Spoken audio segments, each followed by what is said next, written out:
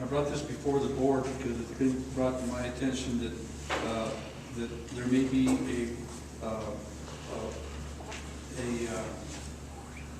an idea to reorganize the board under the, by board members. However, the reason I brought it in as a discussion is because it is my understanding from legal advice and from what I've read into the Community College Act is that the board shall elect a chairman and a secretary, and at that time, that chairman stays on as the board chairman until the next election. That is the statute as it's read and as I discussed it with the local attorneys and other folks. So I would like to have any discussion about that that the board may want to bring to light at this time.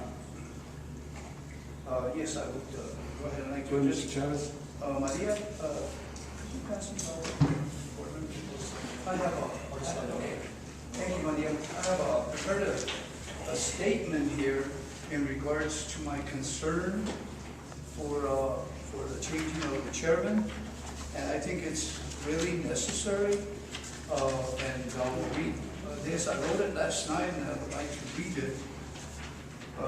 This Montoya, Chairman, I was elected to serve on this board. You called me to congratulate me and tell me you would work with me in issues related to Luna and its direction to serve the communities and students of this area. You also told me you wanted to serve as chairman of the board and asked me to support your nomination, which I did. Although I did not know personally, you did an excellent selling job of convincing me to support you. You are a long tenured member of this board, which I respected at the time. Having served since 2001, or close to 13 years. However, after serving on the board with you for a few months, I strongly feel that I acted prematurely in supporting you. Without going into any detail, I now feel that Luna needs to recognize its board structure. A new chairman is needed. A chairman who will act and lead the board and colleagues the way he speaks with honesty and integrity and fairness. We need a chairman who will bring the board together to work as a collective, cohesive unit. Since you assumed the chairmanship, I feel that the board has become paralyzed. And this does not bode well for the institution, the students, and the constituents it serves. The leadership this board deserves just isn't there. We have many more important issues on hand for the institution rather than finding ways to keep our relatives employed or seeking underhanded raises for them while the rest get nothing.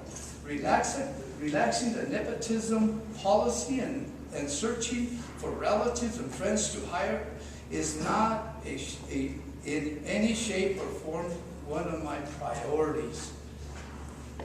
I now ponder the issue, why would anyone want to serve on any elected board more than 2 terms?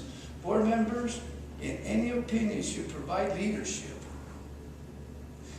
adhere strictly to the college's mission, and approve and provide a positive example and stimulate interest among our community members, especially emerging youth, so they too can serve our similar boards and other elected positions. I feel that it's quite ironic that Luna's mission is to credential students. Yet Luna will no longer seek credential employees, if we lessen or eliminate our nepotism policy to hire our relatives or social acquaintance, I ask the board to move on. We have to recognize this, begin to select a new chairman, and thank you for hearing me out.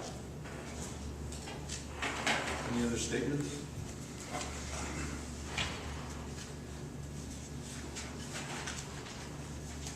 I have no comment. Thank you, Mr. Sampson, Mr. Chavez. Are there any other comments? You said, Mr. Chairman, that you have asked legal advice about what? About the chairmanship. And I mean, was that discussed with the attorney that Luna has? Yep. You discussed it with him? Yes. And I've also discussed it with you. Well, You and I have talked about it. Yes, and I said, as far as I knew, I mean, the board is what governs this institution and directs this institution.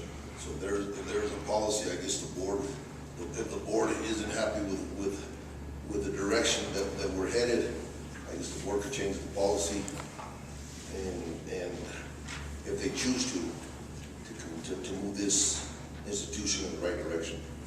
So you're saying you'll change the law of the state of New Mexico? I'm not saying change the law, I'm asking a question. I'm not saying it's change the law, I'm saying change the policy. You said it's a policy. I mean, I know other boards change chairmans, I mean, you know, at different times for different reasons to move the institution forward. It's not, I mean, if the wheel's flat, let's fill it up and continue to go in the right direction. I mean, it's not, I mean, for us to continue, if there's a problem, if the board feels the majority, this is a democratically run board, if this board feels that there is, and I'm not saying it does, but if this board feels that there needs to be some change to move in the right direction, all I'm saying is you're saying that there's a law that says that we should continue in the path we're going if it's not the path that the majority wants to take. I say, what I'm saying is, the attorney's here, I guess if the policy needs to be changed, can it be changed, or what is your legal opinion on that? Mr. Chairman, members of the board, and to respond, Trustee Romero, directly to your question, the reason that this is different is because the directive that this board has with regard to its organization is actually enshrined in statute. It's a law. Now, in most cases, say for example, when I go and I advise my school district clients, they usually have a policy. And the policy will say, you know, a school board chairman will serve for a year and then it'll change. Or there might not be a policy and it's quiet. And then what I tell my clients in those situations is, hey, if you all want to reorganize, you can reorganize every week if that's what makes you happy. But under the Community College Act, and I did bring copies, excuse me, for each of you, it's laid out in statute the timeline that is in place with regard to those institutions that are characterized as community colleges. And what the law says, very simple, and if you look at subpart D of section 2113.8, and I'll read it into the record. Actually, I'll have to read this in the last copy. Mr. Ortiz, yes, please do this to Mr. Okay, thank you. Sorry about that, Tom. I didn't mean to box you out. If you look at that section, it reads as follows.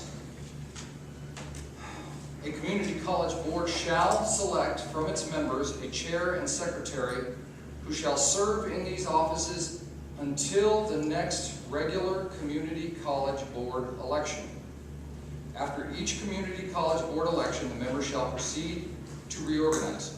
So, importantly here, what this statute says is, once you have a board election, you all sit down, you have an election, you choose your officers. You all have done that. What this statute says, and I'm going to emphasize this word, shall, that those officers shall serve in these offices until the next regular community college board election. So the word shall is designed and written so that you all don't have discretion. Now, obviously, the only wiggle room you have in that is, you know, if you elect a chair and that person resigns or something happens and they're incapacitated, that's a different question. But in a situation where that person is duly elected, the statute is in place, and quite frankly, if you all passed a policy that says, no, we're going to reorganize every year, or we're going to organize every 6 months, it would be in violation of the statute. I would tell you it would probably be, and it almost certainly would be an invalid policy. Now, the other thing I was going to tell you that I wanted to offer to this board is that I think that this is statutorily an easy interpretation to make. But if by some chance the board does not agree with my interpretation, if you read it and you read it differently than me, then my suggestion would be, by all means, secure a response from the AG if you believe that there's room for wiggle on this. My straightforward answer on this is I don't think there is. You've elected your officers, you've made your choices, and until the next board election, these are the choices that you've made, and those are the choices that you've made. And with respect, Trustee Chavez, the choice that this board has made, and I know that you expressed some regret with regard to your decisions, and I think that's fair. I think that's a fair observation. But what I think this statute says is we make that choice, we live with that choice, and like many of the choices that our elected leaders make, sometimes we make choices that maybe ultimately we're not happy with, but what I would say to you in response to your concerns is in 2 years you're going to have another, at the end of the next board election, you're going to have another opportunity to express that concern and make choices. We'll go ahead and interrupt you, please. Sure, no, I'm kindly finished. interrupt you before I just treat this on. Sure. Because I had some. Okay, here in our policy book, it says that each member must take the initiative in assuring that the community has the facts about the school. How can I serve as a member here and having secrecy with all kinds of stuff? I don't get notified for nothing. I'm just, and I don't know how many other board members have the same issue. It says here, how can I represent my community? Do I have to wait 3 years to go ahead and say, oh yeah, it's okay? Then what do I tell my community? As this policy states here, what response do you have to that? How do I tell my community I can't get nothing from the school? I actually believe that your response to that question is that your vote counts as many as the other 6 votes. I'm not talking about my vote. I'm talking about how do I explain to my community that I can't get no information from the school, that I can't get no support from any, he don't communicate. Poor communicating skills. I haven't been called about nothing. That's why I say, is this policy here doesn't stand nothing, so I just tell my community, oh, I can't get nothing, you know what I mean? Let's leave it for 3 years. What do I tell my community? What do I tell my taxpayers? Please, guide me. Well, I think that's a rhetorical question. I don't know if I have the answer to your question other than my hope is that what I've heard tonight, particularly from the Secretary, as well as from Mr. Koppler, is that what I heard in those discussions was a call for a singular movement by this board, an attempt to reinvigorate its efforts to work together, an attempt to look at a return to civility, and an attempt to try and get on the same page with regard to the mission. And that's what I heard. And I know that I'm hearing expressions of concern. I don't have an answer for you as to how to satisfy your concerns, but what I do know is that I think you've got 7 trustees and a college president that all share the goal of making this institution better. And I think everybody willing to put down their own individual interests can probably meet that goal. So that's the only guidance that I can give you. That's not legal advice. That's just hopeful advice. That's all I can give you. So, Mr. Representative, I guess one of my concerns is I was given this book when I became a board member, April 3rd, 2013, Board Policy and Procedures. I mean, right here in the policy says, the agenda shall be approved or revised at the beginning of each board meeting.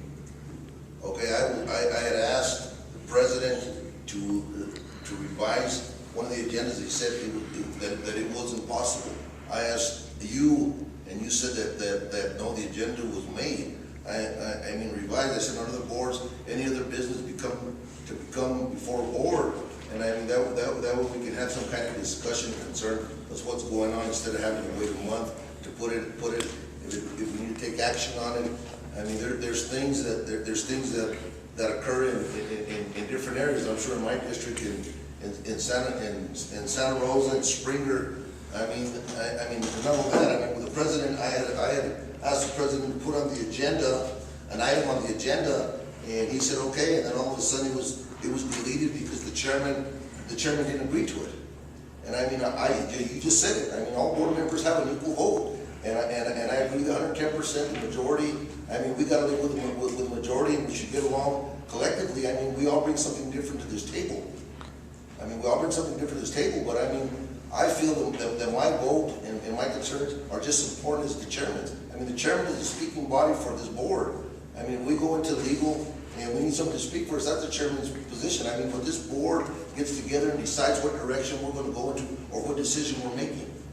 And I feel right now, I mean, the president and the chairman, in communicating, again, I mean, when I come and ask the president to put something on the agenda, and he tells me yes, and then I find out 24 hours before it goes on the agenda for the Open Meeting Act has to be on there, that it hasn't been put on there, I have a heartburn with that. I have, it's not a good feeling for me to have my constituents that voted me in my area ask me questions that I can't answer.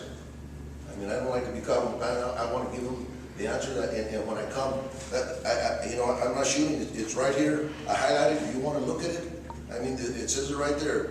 The agenda shall be approved or revised at the beginning of each board meeting. This is the policy that I was given. I was asked. I signed for documentation here. This was given to each board member. If you go here to community education, 3 people are signed up in community education. It's a 70-30 split. 30% come back back into the institution for electricity, for using the classes, so we can put it back to our students. There's 3 on there. You go to our website. There's over 15 community ed classes. Some of the community classes that were given were from our higher ups, from family members and board members that weren't reported.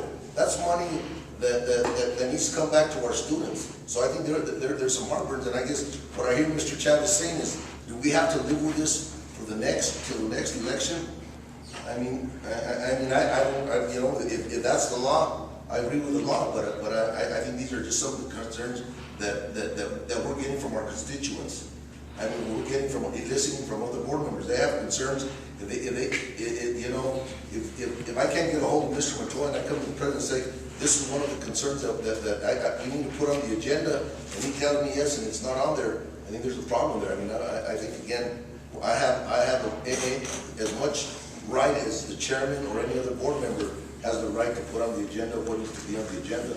And I want to express to the board my apology for one thing, which is that I don't have access right now to the policy that covers the criteria for addition of issues to an agenda. Usually, and this is, I'm just giving you my general sense of how this runs with other institutions, there's usually a requirement that if 2 interested board members want to add something to an agenda, that's what it takes to have it added. Now, there is a caveat to that, there's a limitation on that, and that is at the beginning of a meeting, obviously, if the board majority wants to revise an agenda, which is what I saw take place early in this meeting, that's permissible because you've got your majority here. You might have something on the agenda, but a board member raises something that says, I don't think this should be here, and then the entire board acts on it. That's permissible. So to answer your question, I think that if you've got 2 board members and you want to have something put on, I think that that's probably, now I'm gonna look at your policies to confirm that. I'm gonna look at your policies to confirm that, just to be fair.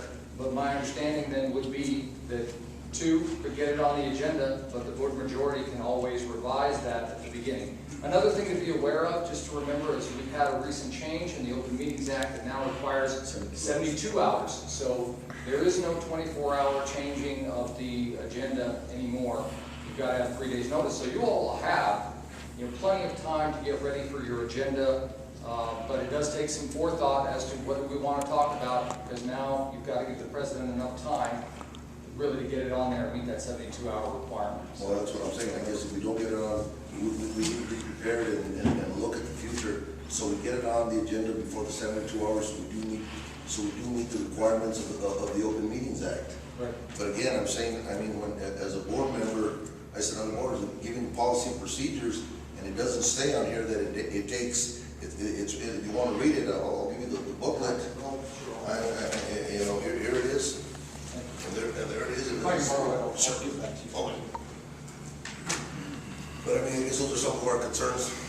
That's. But I don't think this language alters my opinion. It just says the agenda is approved or revised at the beginning of each board meeting, which is, thank you. Which is what happened today, which is you all, there was a motion to revise the agenda. That's what happened by a motion of the board, and I think that was permissible action. I think that you asked a fair question about how to add something, before the 72 hours, and I think depending on what the board, what your policy says, Mr. Tenorio, are you trying to answer my question? Yes. Under conduct of business, 2.03, number 4, says an agenda shall be prepared by the president of the college and the chair of the board of trustees and shall be posted publicly and mailed to all board members no later than, well, now 72 hours prior to the meeting. An agenda shall have all items desired by the president and chair. This is what the policy says. Yeah, it's right under the bottom, it says here too. It says that it's got to be approved by the board. That means the beginning of the meeting. Yeah, the beginning of the meeting. And I understand. So that's what we're talking about. And you all usually do that. Well, here's something I that I want to add. understand, but I guess what my question is, Mr. Tenorio, if you have a problem in Santa Rosa and you can't get a hold of the president, I mean, you can't get a hold of the chairman and you get a hold of the president and say, well, this is, and he doesn't think that your concern is important enough to put on the agenda, that doesn't go on.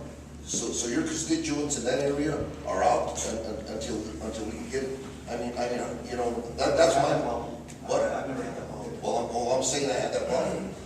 Well, and this goes back, I want to redirect the board if I can. This goes back to the same thing that, the lessons that I think our guests tonight were trying to impart upon us, which is, hopefully we start to, it's a new day, we start to work together on what goes on the agenda. I think when fair observations are made about, hey, maybe the board shouldn't be addressing this, those are fairly raised at the beginning of a meeting. Concerns about the agenda fairly raised at the beginning of the meeting, and the board majority can then speak on what it really wants to address and whether it ought to be on the agenda. And so I think that's the function.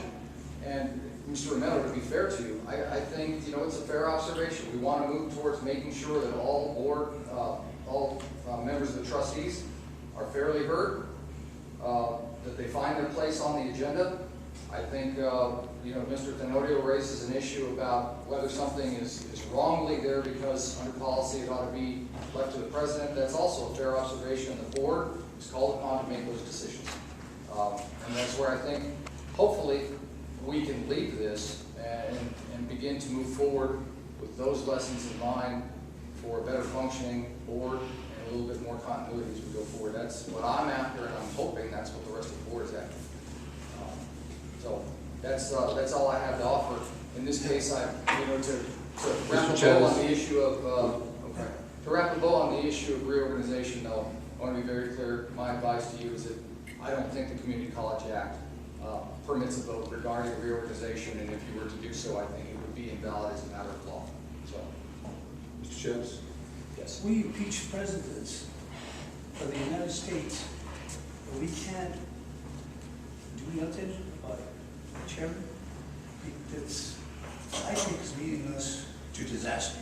Well, you asked an interesting question, and the truth of the matter is that any member of the Board of Trustees is subject to public removal. You know, we have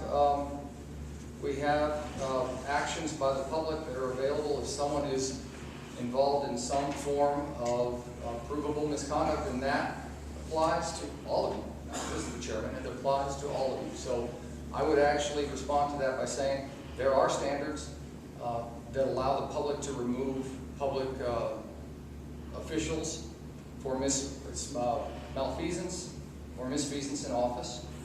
And those standards are there and can be used and have been used. So the mechanism is there if it's bad enough, would be my response. As a board member, I mean, this whole board, I think, has the ultimate responsibility of ensuring and evaluating the health and well organization of this board, I mean, of this institution and community. And I'm not saying that again, we need to work together as a board and collectively agree on what direction this institution needs to go, what we need to invest in our students and our population to continue to move this institution forward.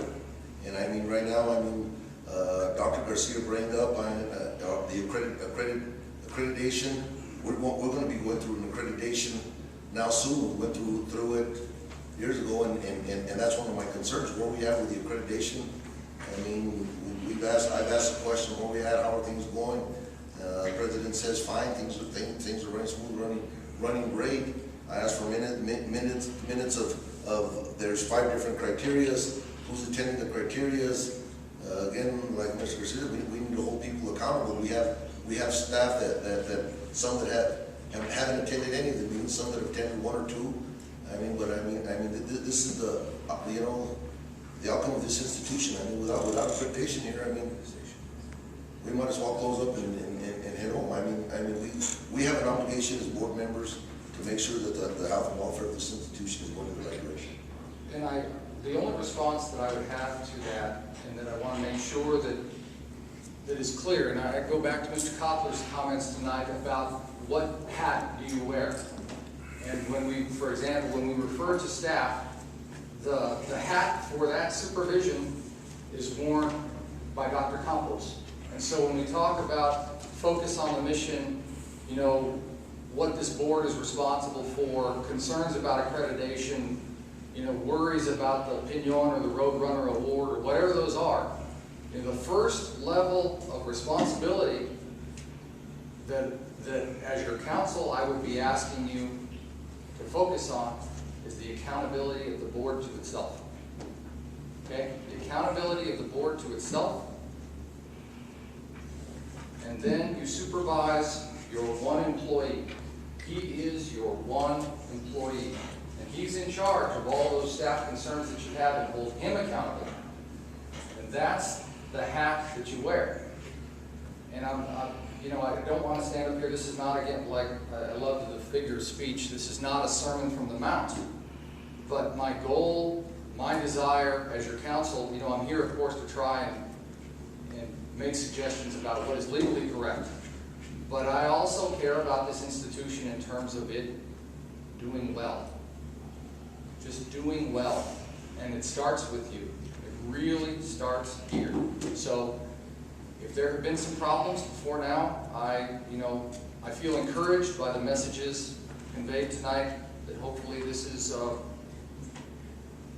maybe something new. And so if you have, hopefully by answering this question about reorganization, we have put this one to bed, and there's no further need to go into it. But if the board wants to review this again or again ask for a second opinion, I welcome that opportunity if that's the route that you all want to go. I appreciate your time. Thank you. Thank you. What I'd like to say about what I've heard today is that taking things off of an agenda when a board member wants them on, I don't take them off.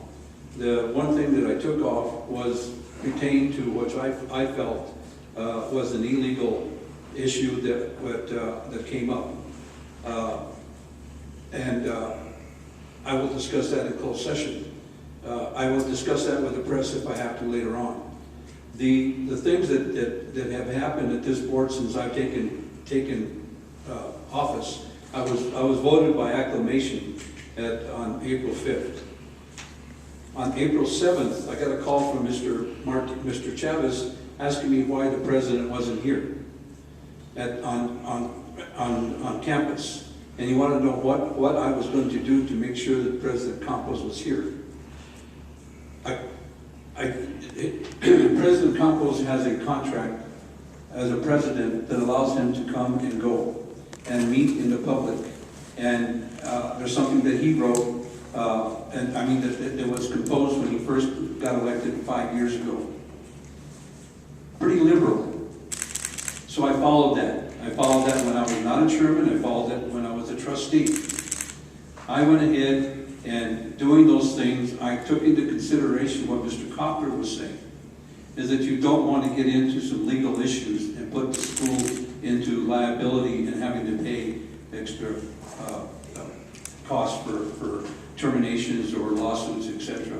I've been involved in education long enough.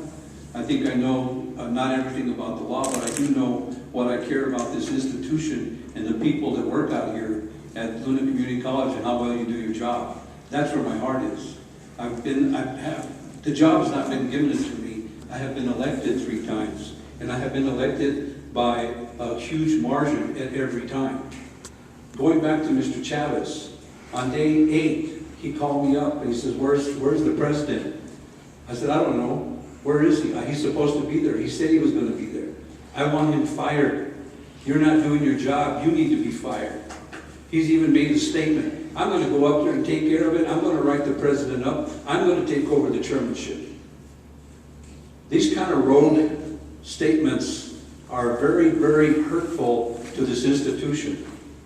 It can be to me. I can take this.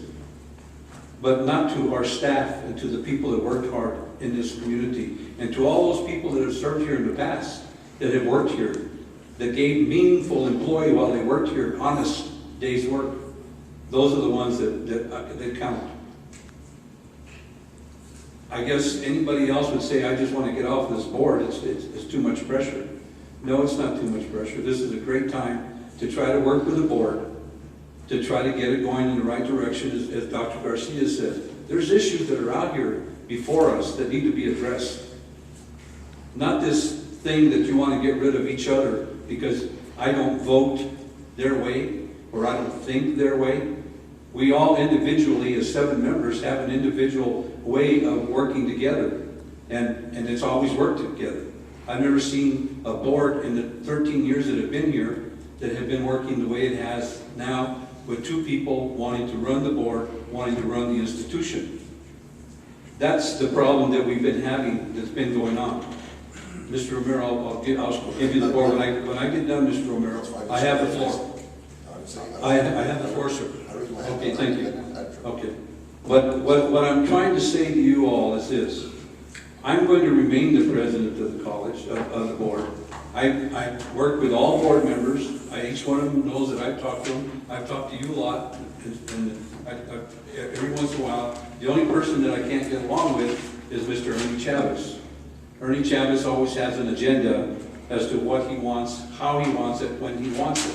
There's enough documentation at this institution that shows dates, times, number of hours, all the stuff that he's received.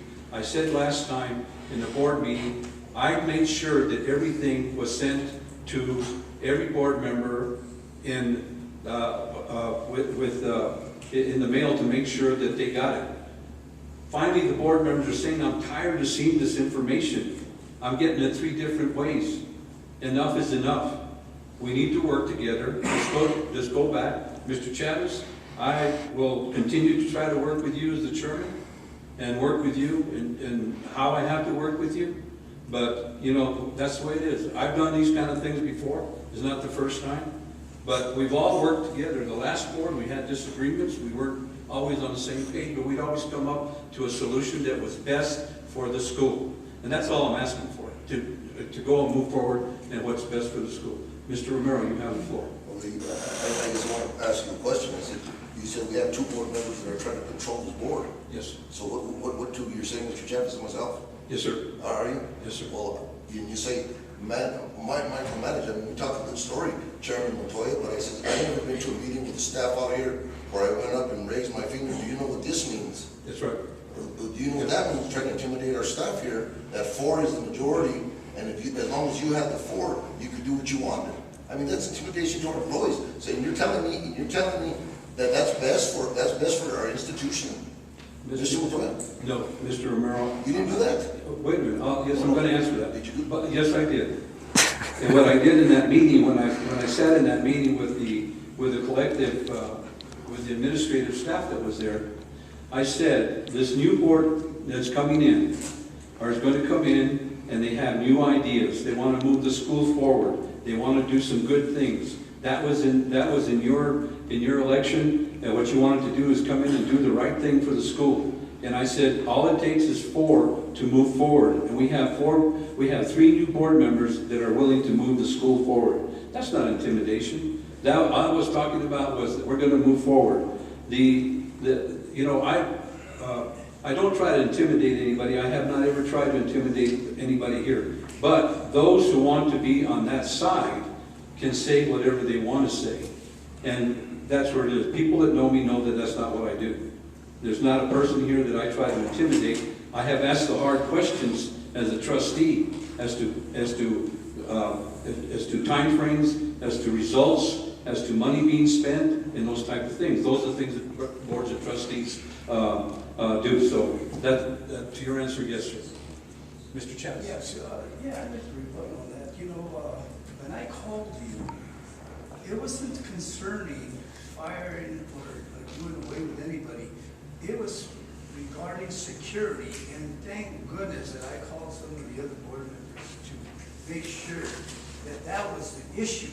You make it like I'm trying to get rid of, no, I'm not. I love Mr. Campos. I love him for what he does. I just want security here, and you know how much I've emphasized the security. Look at what's happening around all the campuses, and you still have the nerve to tell me that I called to try and fire him. You know that's not right. Deep down in your heart, you know you're not telling the truth, and you know what? That we all pay for lies that we do. And that, you know what, you laughing there, but that, I didn't say that. You know that I've always been concerned about security because I've shared with all of you. I've shared it, and you know what, that's not right. Yes, sir. So you can stand up and blame somebody. Yes, sir. Chairman, Mr. Go ahead. I'd like to apologize to the people that are in here for laundering our laundry out here today. It should have been done in closed session. I apologize. I mean, I appreciate everything that the staff here at Luna Community College does in moving this institution forward, and that's what hopefully this board will try to get together collectively. And then we all, like I said, we all bring different things to this table. And I apologize that you have to sit through here and hear a bickering session when you guys have other things to do, and I apologize. Thank you. So do I. I'm sorry. Thank you, gentlemen. Next item on the agenda